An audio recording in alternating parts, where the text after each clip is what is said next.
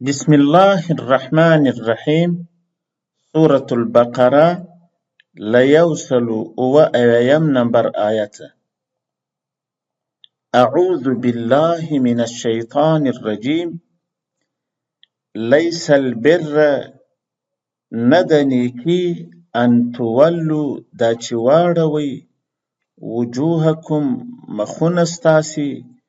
قبل المشرق والمغرب خواته د ختیځ او لویدیځ ولكن البر ولیکن نیکی من هغه څوک دی آمن بالله چې ایمان یې راوړ په الله والیوم الاخر او ورځ وروستنۍ والملائکة والکتاب والنبیین او ملائکو او کتاب او پیغمبرانو وآت المال او ورکړ مال علی حبه سره له مینې ذوي القربى خاوندانو ته د نږدېتوب والیتامى والمساکین وابن السبیل والسائلین او یتیمانو مسکینانو زوی د لارې او سوالګرو ته وفي الرقاب او لپاره د غاړو خلاصولو واقام الصلاة او سم یې کړ لمونځ وآت الزکاة او ورکړ زکات والموفون او وفا کوونکي بعهدهم په ژمنو یې اذا عاهدوا چې کله ژمنه وکړي والصابرین فی البأساء او صبر کوونکي په فقر کې والضراء او ناروغي کې وحین البأس او په وخت کې د هماغه جګړې اولئک هغوی الذین هغه کسان دي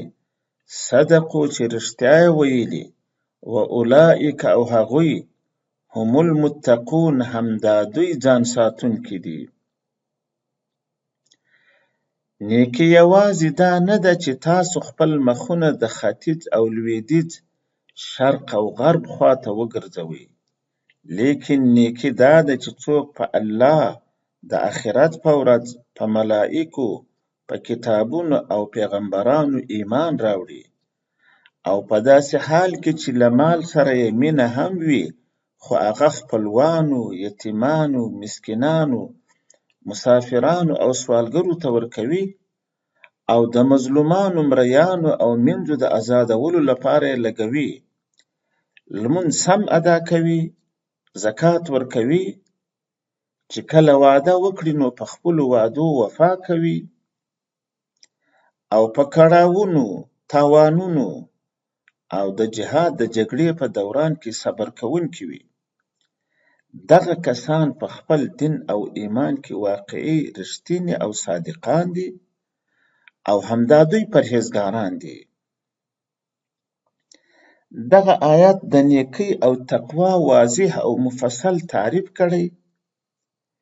مناسبت یې هم له مخکنیو نږدې آیتونو سره سته او هم له لرې تیر سوو آیتونو سره سته چې د قبلې د بدلون په اړه دي.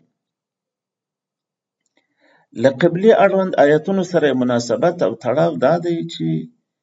یهودیانو او نصرانیانو د حق معیار او ښې دیندارۍ تله او ترازو دا ګرځولې وه چې یو خاص لوری قبله وي. مثلا نصرانیانو به پر دې ټینګار کوي چې د بیت المقدس شرقي خوا دې قبله وي او یهودیانو پر غربي خوا ټینګار کوي. خو الله دلته پر دغه بې دلیله خبرې رد وکړ. له نږدې آیتونو سره هم مناسبت او تړاو دا دی چې دلته الله تعالی هغه خلک وغندل چې د حق پټولو په وجه هغه کتاب هم د اختلاف ځای ګرځولی چې الله د حق پیژندنې او اختلاف ختمولو لپاره نازل کړی دی. او دغه ناروغي خو په یهودي ملایانو او نصراني پیرانو او دوی ته ورته خلکو کې سته، نو طبیعي ده چې دوی هم خپل ځانونو ته د خټو پزه جوړوي او د خپلو غټو ناروا کارونو د پټولو لپاره داسې مسئلې راپورته کړي چې د دین مقصودي او بنسټیزې مسئلې نه وي، خو دوی یې د دین مهم بنسټ وګرځوي او ساده عوامو ته ځانونه داسې ښیي چې موږ حق پلوي یو، موږ د دغو مسئلو د دفاع په خاطر اختلاف کوو. که نه نو دین او مذهب له منځه ځي. دلته د دغسې غلطې انګېرنې رد شوی چې نیکي هغه مسئله نه ده چې تاسې پر ټینګ یاست، بلکې نیکي د صاف ایمان او سم عمل نوم دی. دغه آیت چې تقوا او نیکي بیانوي، اول یې 5 مومن بهي یا د ایمان اصول یاد کړي چې د الله، آخرت، ملائکو، کتابونو او پیغمبرانو منل دي،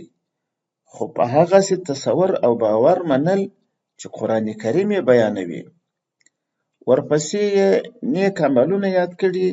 چې په سر کې مالی مرستې یادې شوي. دلته د علی حبه ضمیر مال ته راجع دی، لکه د سورة آل عمران په 92 آیت کې چې قرآن وایي لن تنالوا البر حتى تنفقوا مما تحبون. نیکي تر هغه لاس ته نسي راوړی چې له هغه مال څخه انفاق و مصرف وکړي چې ستاسو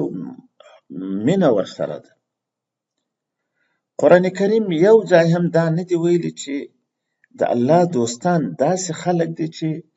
د مال په ارزښت هیڅ نه پوهیږي، بلکې د علی حبه قید ښیي چې الله ته هغه انسانان خوښ دي چې د مال په قدر پوهیږي، مینه ورسره لري، خو له ګرانښت او مینې سره د الله د رضا په خاطر لګوي، لکه د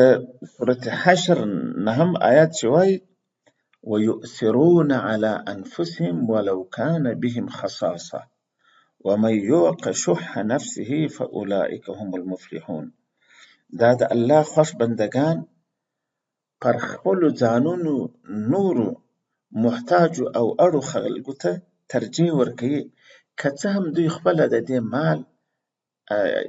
لګولو ته اړتیا لري. او څوک چې د خپل ذهني بخل څخه وژغورل شو، نو همدا خلک بریالي دي.